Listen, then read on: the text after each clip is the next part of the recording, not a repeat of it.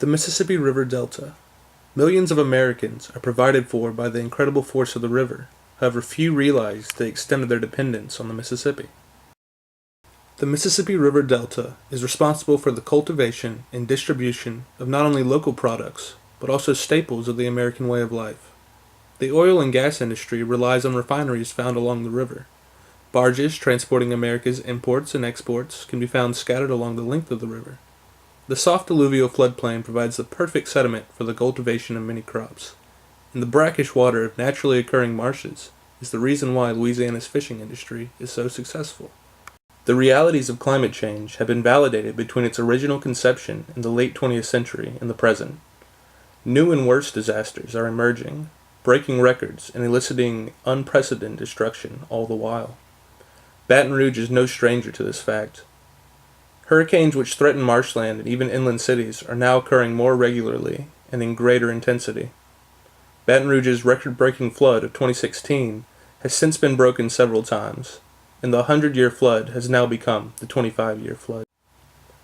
The implications of climate change are not a distant concern in a far-off land. The Louisiana coast has suffered the effects of overgrowth and overdevelopment for the better half of 2 centuries. Since the 1930s, the Mississippi River Delta, which took millions of years to form, has lost over 2,000 square miles of land, an area roughly equivalent to the state of Delaware.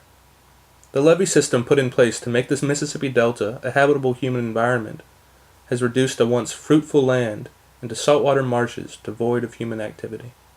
Man's reliance on fossil fuels and rampant development has ultimately forced the hand of government to develop a new strategy to building along the coastal regions of the United States.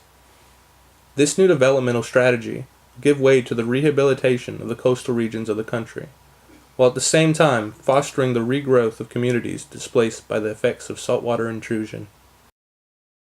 The typical typology of coastal structures and infrastructure respond to the intermittent nature of the land. Flooding is allowed to occur, while buildings and infrastructure remain unscathed. This model for development along the Mississippi River Delta has remained viable for hundreds of years. However, intermittent conditions are a requirement. After disaster-level events decimate structures and entire communities, new structures are to be built. Displaced residents return to their homes, but this does not solve the ultimate issue of coastal erosion. Reliance on a levee system which keeps soil from being deposited within the floodplain causes this issue. By allowing the Mississippi River to develop its own path, unhindered by a levee system, the natural balance can be achieved once again. Abandoning the levee system of the lower part of the Mississippi River Delta comes at a price.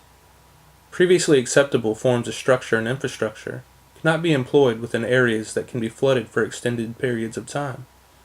Instead, high-rise structures with elevated infrastructure will begin to connect the dots between communities, providing a long-term solution for communities that would otherwise be displaced by the reinnervation of the alluvial floodplain.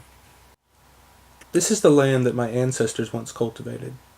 To preserve it for future generations, we'll have to make some tough decisions.